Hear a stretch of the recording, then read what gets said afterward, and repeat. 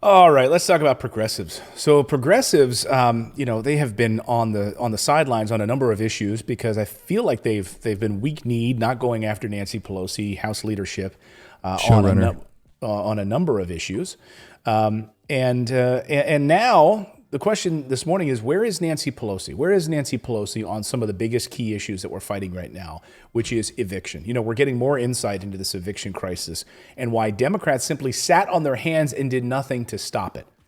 So Alexandria Ocasio-Cortez has come out and surprisingly, well, first of all, she went to the big rally the other night at the Capitol steps and where Cori Bush slept on the steps in a sleeping bag.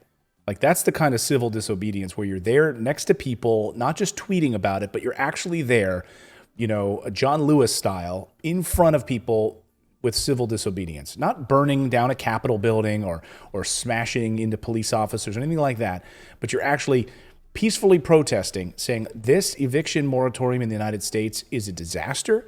Congress, presidency, you need to step up and do something about it. And where is Congress on this? Good question from Jake Tapper right here on this very question. So you've been warning that this eviction deadline was coming for weeks. Yeah. Democrats control the House. You guys control the Senate. You guys control the White House. Nothing aggressive was done by leadership until just a couple days ago. Who's to blame here? Well, I think there's a couple of issues here. First of all, you are absolutely correct in that the House and House leadership had the opportunity to vote to extend the moratorium.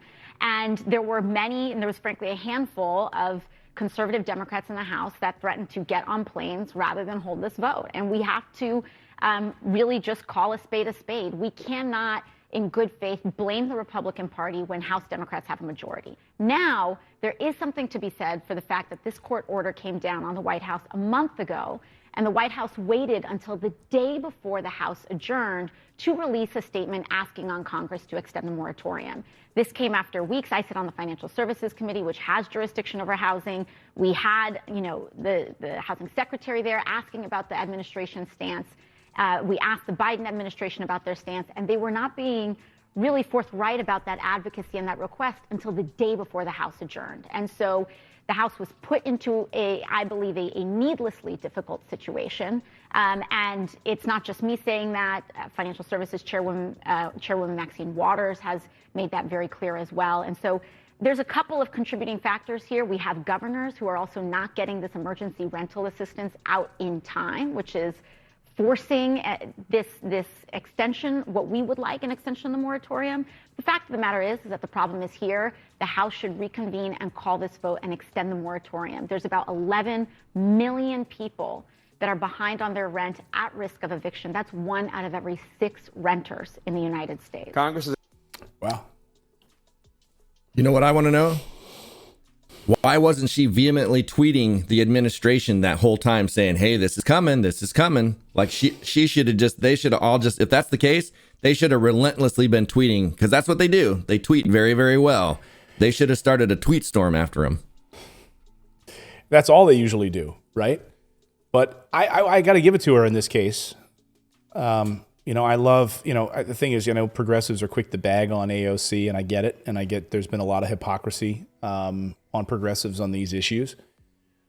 She has, yes, been tweeting about it. She's been talking about it. She's also been out there as, during these protests on this issue. I'm talking about this issue specifically.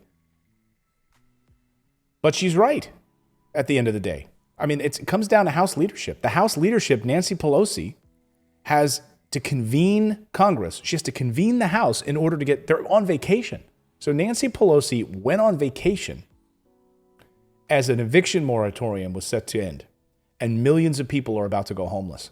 I don't know about you, but if I were the Speaker of the House of Representatives or the President of the United States, the last thing I would be doing would be going on vacation when you have this issue unfolding. I mean, why do we elect you? Look, you've made hundreds of millions of dollars, Nancy Pelosi, since you've been in office. The office of Congress has enriched you in ways you couldn't have even imagined. Ted Cruz is like, I know I left during the winter thing, but it all worked out. Everything is fine now. So you guys, all you got to do is just take the storm. It's going to come, but everything will be fine. Go on vacation. Don't worry about it. Just go.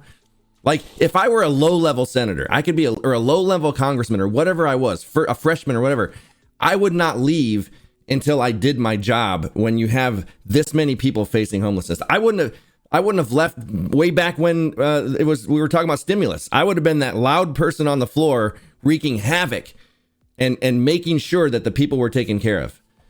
Yeah, but that's what people like that don't get elected. She's out of town for the next 7 weeks. Speaker Pelosi made it clear in a letter to Democrats last night she's not calling the House back. The Senate's here because they got the infrastructure bill.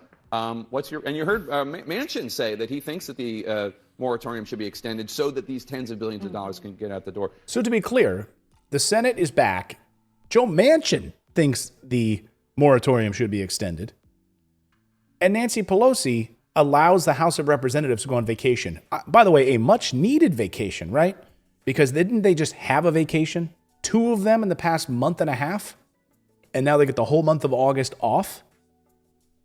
What's your response? Well, listen, the House adjourned technically for 7 weeks, but I want to be very clear that due to the ongoing negotiations with the bipartisan infrastructure bill, we were given very specific instructions that we are set to adjourn for 7 weeks, but every member of the House of Representatives is currently on a 24-hour callback notice in anticipation of that bipartisan infrastructure bill.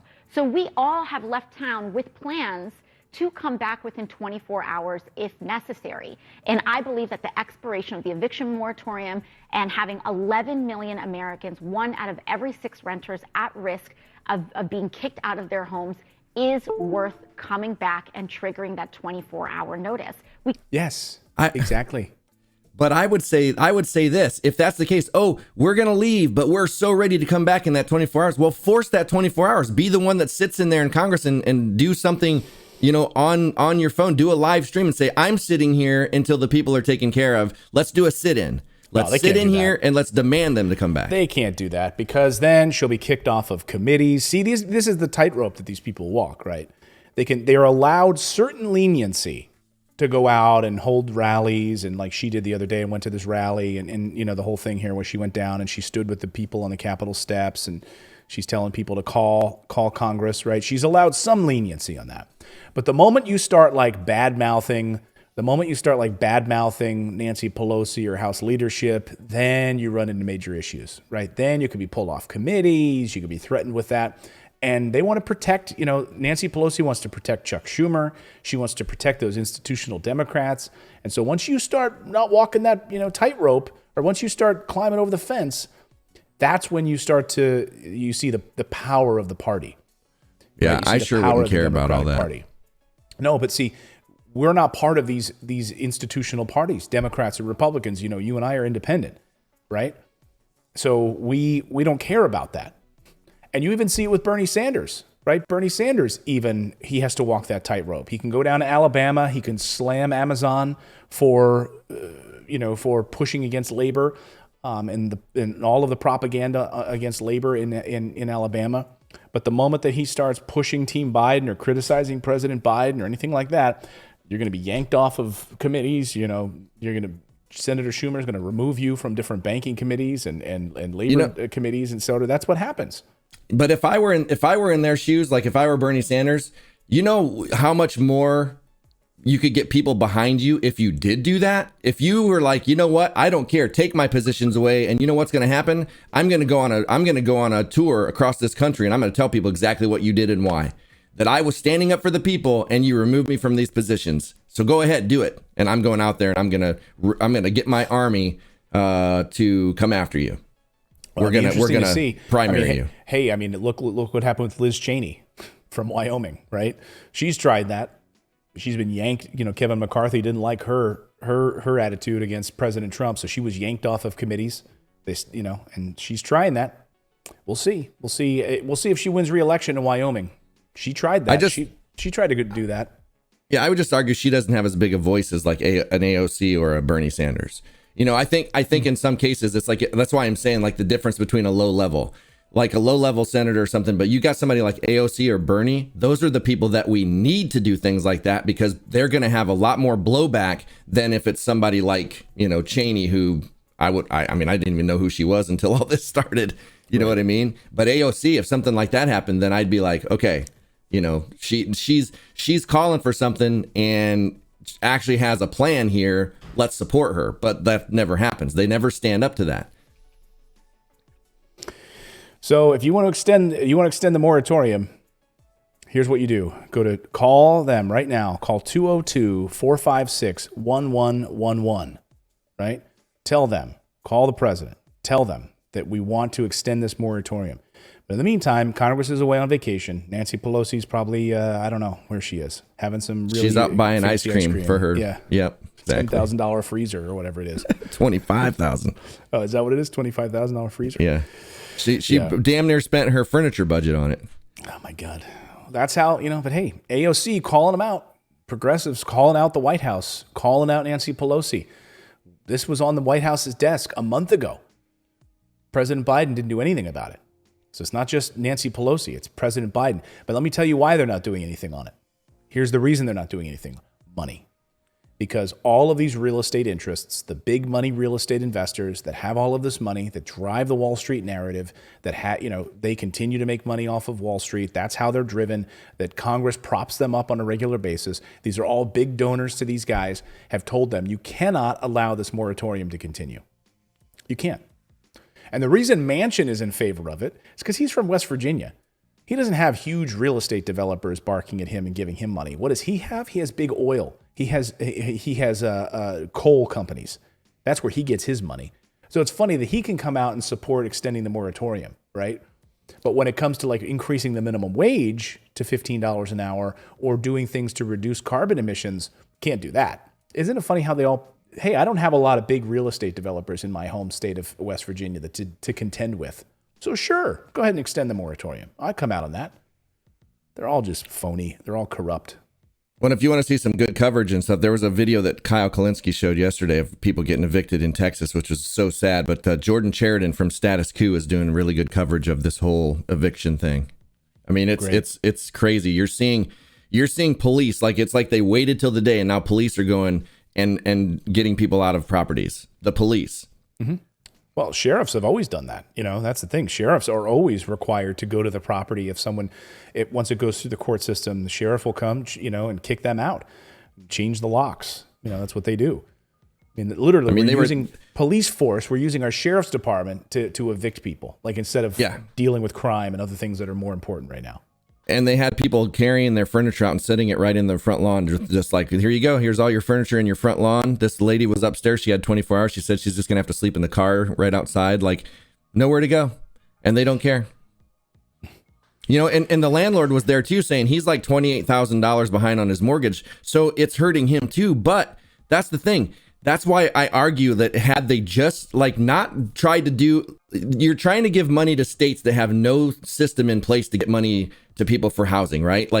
I understand that could be per state could be a mess, but if they would have just done UBI, if they would have been giving people stimulus so that people could pay their rent, then nobody would be in this situation. The landlords would have their money. The companies that are lobbying Congress, we got to stop this moratorium. They wouldn't even have to worry about it because they'd be getting their money too. So, this could have all been avoided with the UBI from the very beginning. Every other country, Japan even, paid 100% of people's wages during a pandemic. But in the United States, not only did we not help people, they don't have health care, but we're also now kicking them out of their homes. Kicking them out of their homes during a pandemic with no Medicare, no nothing. We don't care. It's like, you know what? We don't care. You're on your own. You've got this.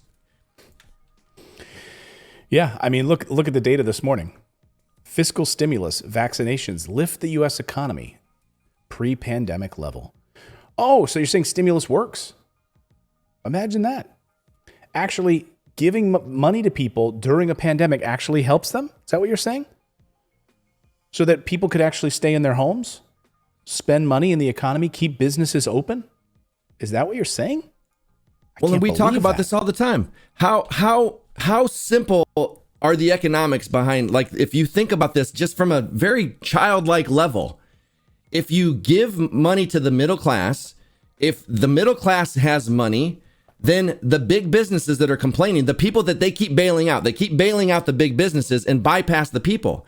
If the circle would be people then to the big corporations, everybody would be taken care of. But they keep cutting us out of every single one of these. We're cut out of everything. You know, our government, our senators, our congressmen, the president, everything, they get health care. They get anything they need. We don't get anything. No, but we got to love capitalism, right? Right? We're America. We're the greatest country in the world. We're capitalism. Clayton, you seriously want us to be like Norway? Yeah, I do. Yeah, I freaking do. A country that takes care of its people, that has health care, that actually provided for people during a pandemic. Yes, I do. I've said it for a year. I do. Call me crazy. Well, they're basically you're a hybrid. You're a socialist. Fine, then I'm a socialist. Even though Norway's not a socialist country, it's a market economy, and they pay more in taxes, but they're all taken care of. And you don't have people living on the streets. You don't have people without health care. You had people during a pandemic who actually got their basic rights were taken care of because the government provided for them. Oh, and by the way, just as you mentioned, Japan, 100% of their wages were taken care of. Canada, $2,000 a month through the pandemic. Australia, New Zealand, throughout Europe, taken care of. In the height of the pandemic in Europe, you walk down the streets, there's not people just sleeping on the street in encampments and tents on the side of the street. They're not evicting people. But, we're the corporate interests. But hey, capitalism. Gotta love capitalism. I mean, they're literally going in and pulling people out of their houses, or they'll go to jail. They're pulling this guy's kid was upstairs doing his homework, and they're pulling his furniture out into his yard and just saying, there you go. Good luck to you. We don't care. And that's what happens, by the way. I wish we would, great that Jordan Chariton's doing this stuff in coverage now, but frankly, there's been books written on evictions. We've been talking about it on our real estate channel for a long time, the inequities in the process. So good now that finally we're getting some coverage, albeit small, and even from independent media sources. The eviction process, the system is set up basically to screw over lower class Americans. That's the way it's structured. You want to talk about systemic racism in this country, it's right there in front of you. Just look at the eviction process. Well, and the thing is, too, a lot of people, with the number of people that are facing homelessness right now and the evictions that are going to happen, they're going to not, I don't think they'll be able to ignore it. How would they be able to ignore as many people are going to be evicted as what's going to happen right now? Well, the problem is you're going to end up paying for it somehow, right? So why wouldn't we help these people in the beginning rather than now we're going to have to help them by propping them up in homeless shelters and try to funnel money to homeless shelters? Right, that's the thing. It's such backward thinking. If you help people stay where they are, help them get through their medical bills. People in this country should not have medical bills. I see people in the chat saying, how would you pay for all this? We can afford $750 billion every single year to kill people. We can definitely afford to help people. And the money's there. It's our money. They're not spending it. They're spending it on their stupid, war contracts and stuff like that. The money is there to help people. It's absolutely totally there. It's absolutely totally there. And the money has been there. And so when these sanctimonious members of Congress want to get up there and say, we got to have ways to pay for this, I know these liberal programs that they want to help these people. And, we want to get broadband up into Montana, in small communities that there's only 10 people living there. Hey, guess what? Maybe those 10 people should have an infrastructure that allows them to go do remote schooling during a pandemic. What do you think about that? You can't provide broadband to 10 people in Montana, but you can certainly spend billions of dollars bombing or building infrastructure in Kuwait and Yemen and Somalia. Give me a freaking break. And pay attention to the times that they say that. So pay attention and you'll realize that the only time they say how are we going to pay for it is when it benefits us.